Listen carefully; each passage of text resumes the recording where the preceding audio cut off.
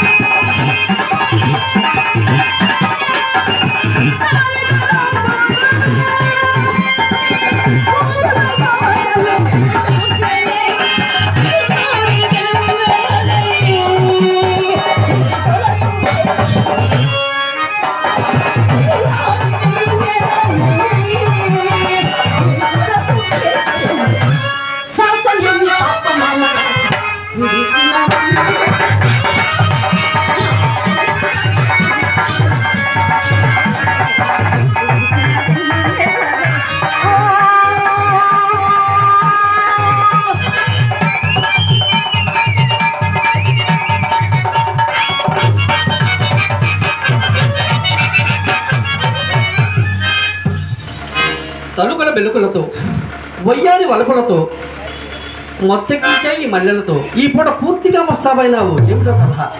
అబ్బో క్రొత్త వేలం తగిలినది తెలిసినదా? వచ్చినదా కోపము? ఎంత ముక్కు పట్టడం వచ్చే? అవునవును, ఎవరి మాటలు వారికి ఎంపుగానే ఉండడం. ఈ పూట ఎవరో పైకమిచ్చిదనన్నారని నమ్మకంగా చెప్పి వెళ్ళిపోయినందున మాయమనోరు కట్టవచ్చును కదా అని మహా సంతోషంతో ముస్తాబై కూర్చున్నందులకు కలిగిన ఫలితం ఇది. అయినను అది ఏమి పాపమో కానీ మీ మగవారు మా ఆడవారిని ఎప్పుడు నమ్మినారండి? ఏ చండాడు నిన్ను నమ్మనవాడు, నిన్ను నమ్మనవాడు నిర్మూలమైపోవును. అయినా హాస్యముగా అన్న మాటలకు అంత అడిగిందలకు హాస్యమునకు హద్దులు ఉండవలను. వడలు మండు హాస్యమా? ఓహో, పోనిమ్ము పొరపాటే కానీ వాడు ఎందుకు వచ్చాడు? వాడా? వాడెవరు? ఇప్పుడు వచ్చిపోయిన వాడు. ఎవరబ్బా? నల్లోడు. ఎవరు కర్రోడు ఎవరు సుబ్బారావు.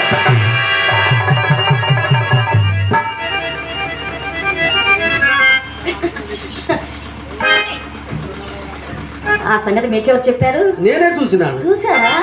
వీధి గుమ్మను వచ్చిన సో మీ అమ్మ కంట పడవచ్చునని వచ్చినాయి. పరడు గుమ్మం కడుకు వచ్చు సదాలతలు తలుపు చేసుకుని పడాల బయటకు వచ్చాను. ఆహా. ఆ పాటున ఉమ్. నన్ను చూసి ఆతన్ను ఉమ్. ఆతన్ను చూసి నేను తెల్లబోయినా.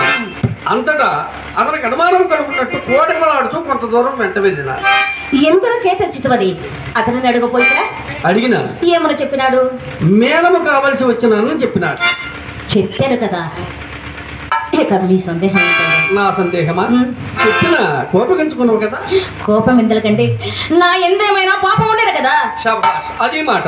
ఇదిగో ఇప్పుడు చెప్పేదని విను. చెప్పండి. మేళము కావలసి వచ్చినవాడు విడిగా వీధి గుమ్మను వెళ్ళక పోక ఏదో తప్పు చేసిన వాడి వల్లే బెదరచు పెరడు గుమ్మను పోడేయాలని అదిగో ముఖం చుట్టెళ్తున్నా అప్పుడే వచ్చినంత కోపం. కోపం రాదు మరి. అట్లయినా ఆ సంగతి కూడా అతన్ని అడగపోయిరా. అంతలో ఒక బాల్యమిత్రుడు పడి ఆ. బహుకాల సమావేశం వలన పరమానందం కుశల ప్రశ్నలు వేయించి వెళ్ళితివి. ఉమ్. అందువలన అడుగుటకు అవకాశమే లేకపోయినది. అట్లయినా నేనే చెప్పేది ఆలకింపుడు. చెప్పు చింతామణి. మేడమ్మ గురించి మాట్లాడుటకై మా అమ్మ అతనిని మేడ మీదకు వెంట పెట్టుకుని వచ్చినది. ఏమండి? చెప్పండి. ఇంటికి వచ్చిన వారిని మర్యాద చేయడం ధర్మం కదా. అవును, ధర్మమే కదా. అందులోకని కూర్చుంట మరి కుర్చీ వేసి తాంబూల వేయగా ఇక అతడేం చేశాడో తెలుసా? ఏం చేశాడు? వచ్చిన పని విడిచిపెట్టి అధిక ప్రసంగమనం మొదలు పెట్టినాడండి. ఎవరు? సుబ్బారావు. సుబ్బారావు తర్వాత చెప్తా. అందులో అతను నాకు చిరాకు వచ్చి మేడవికి చక్కా పోయి తిని మా అమ్మ నా మనసు కనిపెట్టి తోట చూపుడు కనుమిషం మీద అతని దొడ్డిలోనికి తీసుకుపోయి ఆ దారి మధ్య సాగనంపరది. నమ్ముడు నమ్మకపుండు నడిచిన సంగతి మాత్రం ఇది మీ మీద ఒట్టండి. నా మీద ఎందుకని మీ అమ్మ మీద పెట్టి ఒట్టు.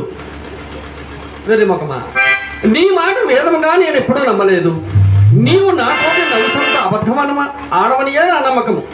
మీతోడనే కాదండి, నేనెవరి తన అబద్ధమాడను. కనుకనే చింతామణి ఈ కులములో పుట్టవలసినది కాదని చిన్నలు పెద్దలు నన్ను శ్లాఘించడు. ఇదే కారణము. సందేహమేమి? ఎవరి మాట వేయాలా? నేను నిన్ను ఎన్నిసార్లు సాగించలేదు చూద్దామని ఎందరూ లేరు.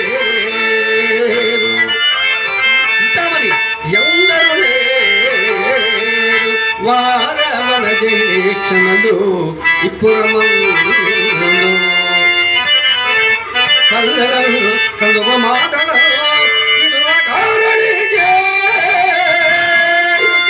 దారుడి చేయుచు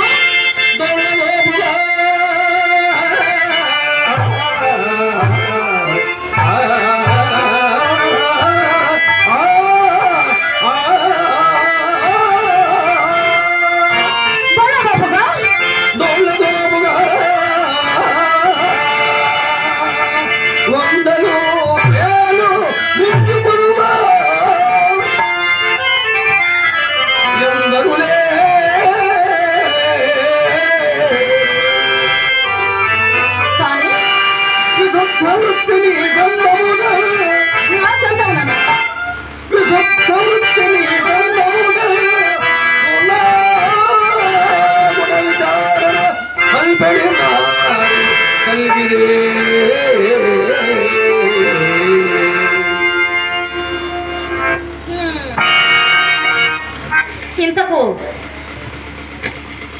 మీరు వెళ్ళని పని ఏమైనదో చెప్పనేలేదు. ఏమొకటికి ఏమున్నది? దైవము తరచుగా ధనికుల నాలుగులు తాటి పెట్టలతోడను, చేతలు సేవం రాకులతోడను, హృదయము ఉక్కు ముక్కలతోడను చేయుచుండు. ఇదంతా చావు కబురు చల్లగా చెప్పుటం కావాలైన కాదు కాదు. ఇప్పటికింతే గాని 2-3 దినములు తప్పక సానుకూలమని. ఇకనేమి ఎప్పటి పాఠమే దిగది. ఇది వరకు రేపు ఆ రేపుకి ఇప్పుడు మరి కాదు కాదు. ఇప్పటి వరకు అదుకొని చెప్పిన తొంటది ఈ పూట తొంట చేయి చూపి. అంతటా తమరు మరి ఒక తుంటని ఆశ్రయించినారు. ఆ తుంటని మరికొన్ని రేపులు గడిపి ఆ వరదానకు తొంట చేయి చూపును. మీరు ఆ తొంట చేతులని తీసుకొని వచ్చి మా ఇంట పూర్ణముగా కూర్చోదురు అంతేనా? మాట శాంతముగా కనుక ఏం మండిపడినా నేనేమి చేయగలను? శిరాకుమాని శివరత్న వదలండి. ఇక నేనేమి వినక్కర్లేదు. ఇక్కడికి 20 దినముల నుండి విని విని నా ప్రాణము విసిగిపోయినది. ప్రతిదినము మా అమ్మ చేత పడలేక చచ్చిపోతున్నాను.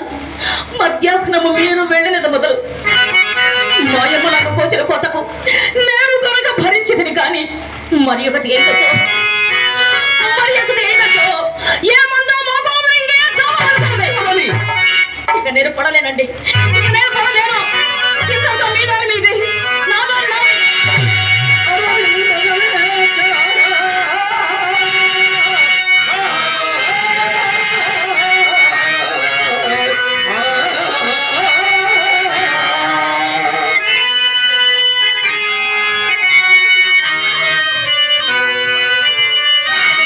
అట్లయినా నిన్ను విడిచి బ్రతకగలరా? అట్లయినా నిన్ను విడిచి బ్రతకగలరా? వీడజితి వందు వర్గములా, వీడజితి వందు వర్గములా, వీడికి సమానములొద్దు మిత్రులు,